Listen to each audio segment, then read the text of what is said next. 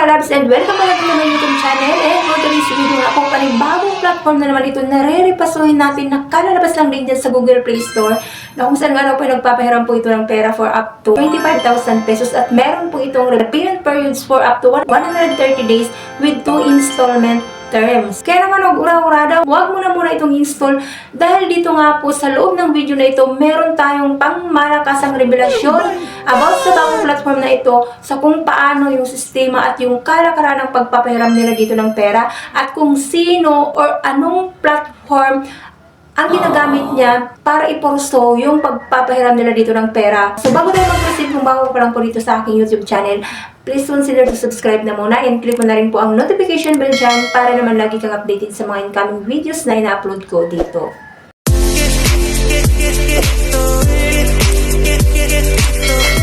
So disclaimer na muna, hindi ko po ito pinopromote at hindi rin po ako hinti ng platform na ibabahagi sa inyo ngayon. So ano man pong maging desisyon nyo, nasa inyo na po yan. Kung still at the end of this video ay susubukan nyo pa rin hiraman ng pera.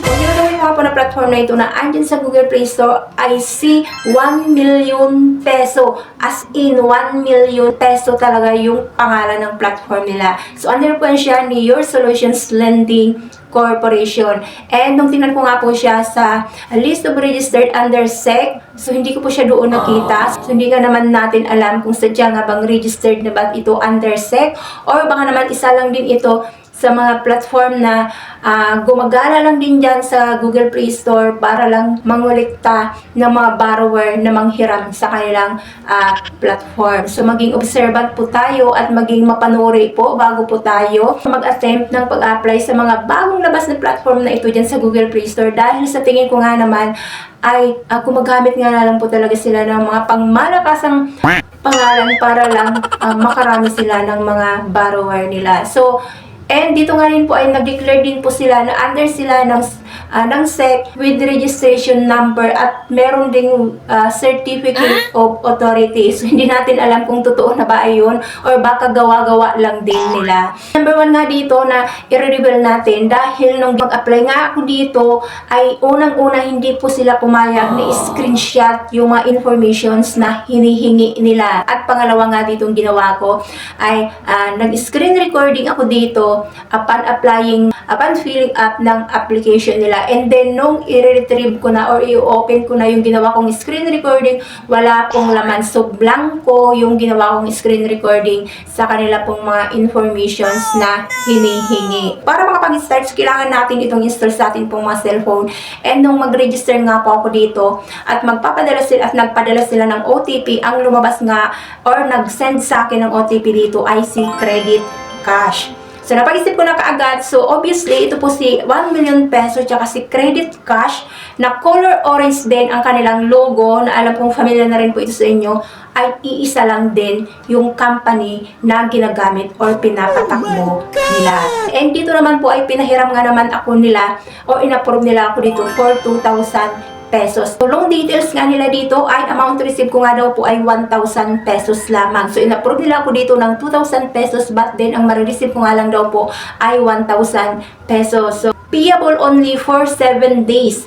Yeah, so, loan amount 2,000. Period ay 130 days and interest nga daw po ay 0 and service fee ay 1,000 pesos. So imagine niyo doon sa 2,000 na in-approve nila, 1,000 pesos lang yung marireceive ko at yung 1,000 pesos nga daw po doon ay service fee nila. So napakalaki na kaagad po.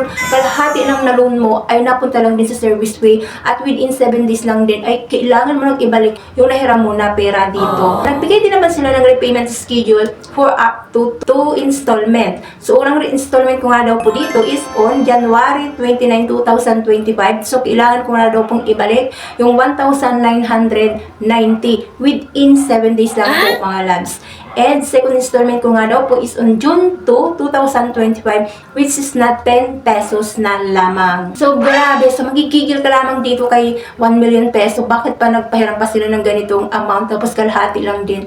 Kalahati doon yung service fee mo at hindi mo na nga full na marireceive yung 2,000 pesos, ibabalik mo siya kaagad ng within 7 days lamang. At nagbigay pa sila ng 130 days installment na ang ibabalik mo na lang before ng due date mo, na yung 10 pesos na lamang, at may nakanote pa sila na once na nabayaran mo daw po, doon sa repayment schedule na binigay sa'yo, ay i-waive na nga lang daw po, o di-disregard na nga lang daw to po yung 10 pesos. So, ginawa na talaga nilang katatawanan yung ganito pong klase ng pagpapahiram nila dito ng pera.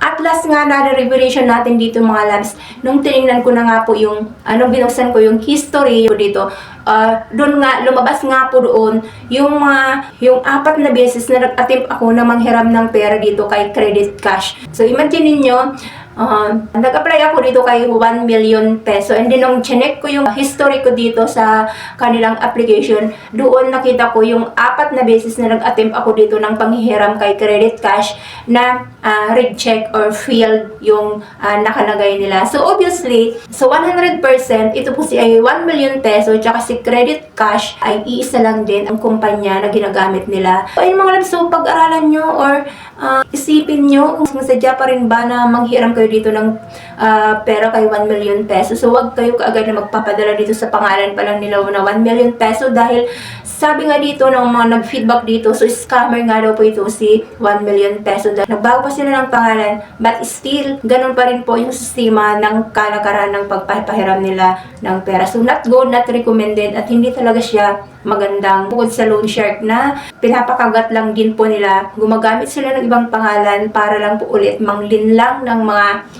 borrower para hiraman sila ng pera. At base din po rin sa mga nabasa ko na feedback ng mga nag-attempt sa kanilang pera, same experience, in-approve sila ng 1,000 at yung 500 doon ay service fee, at 500 lamang din ang isasend sa iyong cash account, at within 7 days lang din yung binigay nila na payment period. So, not recommended, not good, para po pagkatiwalaan at para po hiraman ng pera.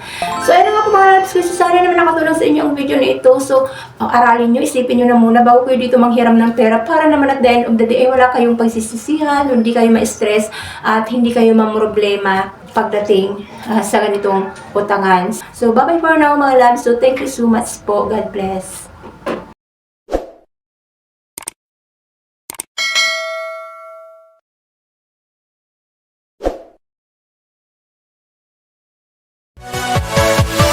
Yeah.